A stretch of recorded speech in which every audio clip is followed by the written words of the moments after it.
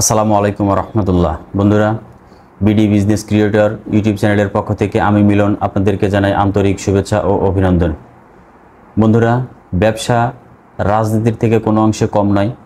রাজনীতিতে যেমন একজন রাজনীতিবিদকে অনেক বিষয়ে দেশ এবং দেশের জনগণের সম্পর্কে অনেক বিষয়ে ধারণা থাকতে হয়, ব্যবসাটাও ঠিক সেরকমই। তো ব্যবসায় সম্যক ধারণা, সার্বিক ধারণা যদি না থাকে তাহলে কিন্তু ব্যবসায় লস হওয়ার সম্ভাবনাই বেশি থাকে।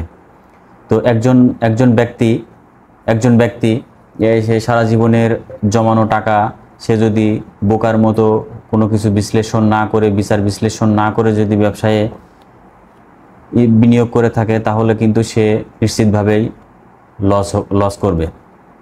তো বন্ধুরা, এই বিষয়গুলো বিবেচনা করে আমাদের দেশে যে প্রচলিত যে ব্যবসাগুলো আছে, যেমন ট্রেডিং ব্যবসা, প্রোডাকশন ব্যবসা, সার্ভিস ব্যবসা, ঠিক সেরকম এই ব্যবসাগুলোর মধ্যে স্টক ব্যবসা অন্যতম। স্টক ব্যবসা আমাদের দেশে অনেক পুরাতন একটা ব্যবসায়ের পদ্ধতি। তো বন্ধুরা, আজ আমরা এই স্টক ব্যবসা নিয়েই আলোচনা করব। গ্রামে থেকে যে স্টক ব্যবসাগুলো করা যায় তার মধ্য থেকে আমরা বাছাই করে 5টি আইটেমকে আমরা বাছাই করেছি, যে আইটেমগুলো নিয়ে ব্যবসা করলে আপনি নিশ্চিতভাবে লাভ করতে পারবেন বলে আমরা মনে করি ইনশাল্লাহ। তো চলুন বন্ধুরা, মূল আলোচনা শুরু করা যাক।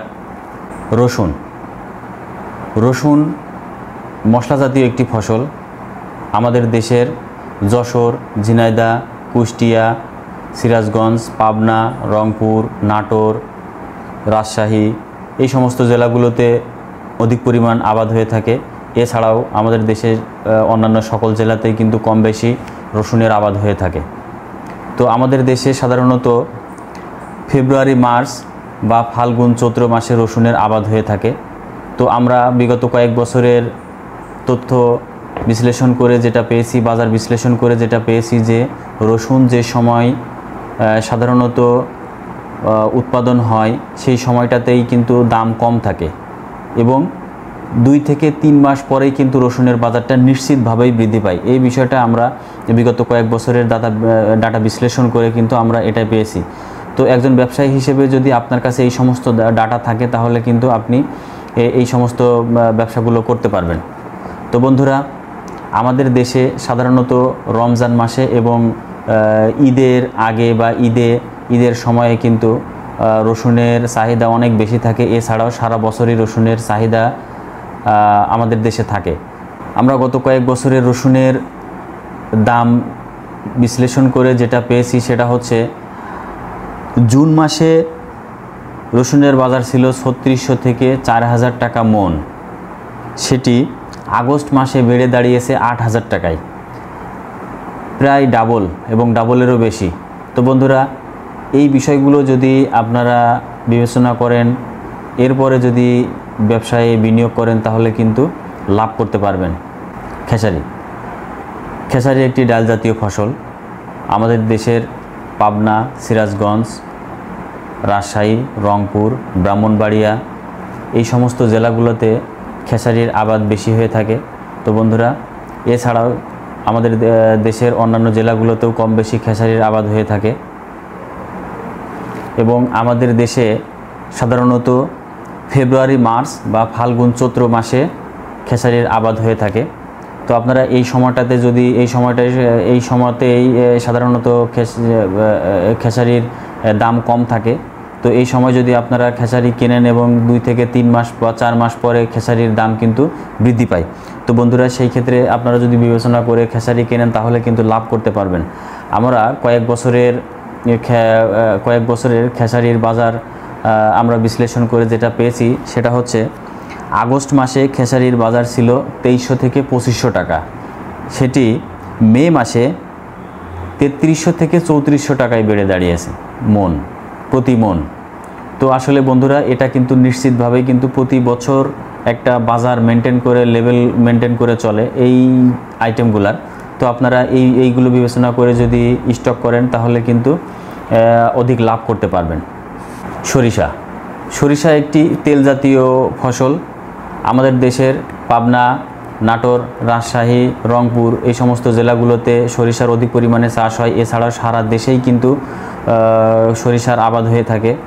বন্ধুরা, আমাদের দেশে সাধারণত ফেব্রুয়ারি, মার্চ বা ফাল্গুন, চৈত্র মাসে সরিষার আবাদ হয়ে থাকে। তো বন্ধুরা, আমরা বিগত কয়েক বছরের বাজার সরিষার বাজার আমরা যাচাই করে যে দরটা পেয়েছি সেটি হচ্ছে জুন মাসে সরিষার বাজার থাকে 2400 থেকে 2500 টাকা। সেটা জানুয়ারি মাসে বেড়ে দাঁড়িয়েছে 4000 থেকে 4200 টাকায়। বন্ধুরা, আপনারা এখানে বুঝতে পারছেন যে নিশ্চিতভাবেই কিন্তু দাম বৃদ্ধি পায়। তো এই বিষয়গুলো যদি আপনারা বিশ্লেষণ করে আপনারা যদি ক্রয় করেন তাহলে কিন্তু নিশ্চিতভাবে লাভ করতে পারবেন। আদা একটি মশলা জাতীয় এবং ঔষধি জাতীয় ফসল।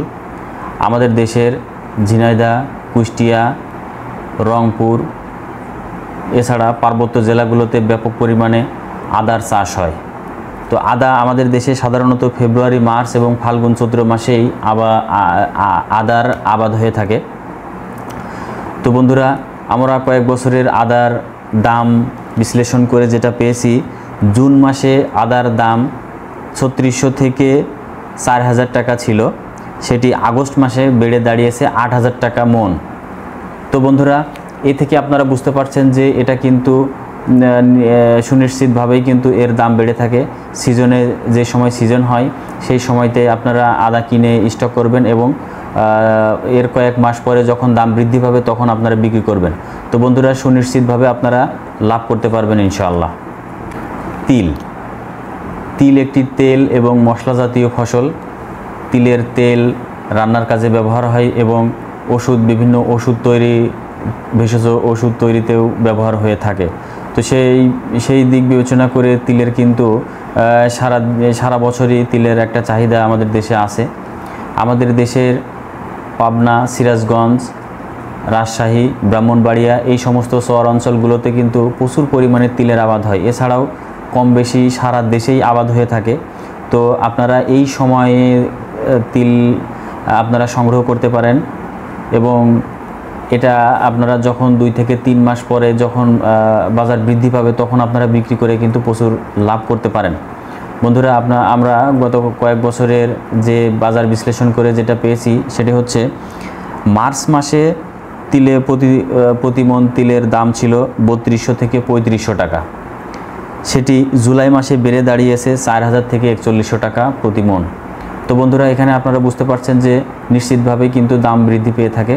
তো বন্ধুরা, আমরা যে আইটেমগুলা নির্ধারণ করেছি সেগুলো আসলে সুনিশ্চিতভাবেই আমরা কয়েক বছরের ডাটা বিশ্লেষণ করে পেয়েছি যে এই আইটেমগুলো সুনিশ্চিতভাবে দাম বৃদ্ধি পায় এবং একটা বাজার মেনটেন করে এর দামটা চলে। তো এই বিষয়গুলো বিবেচনায় নিয়ে আপনারা যদি এই বিষয়গুলো নিয়ে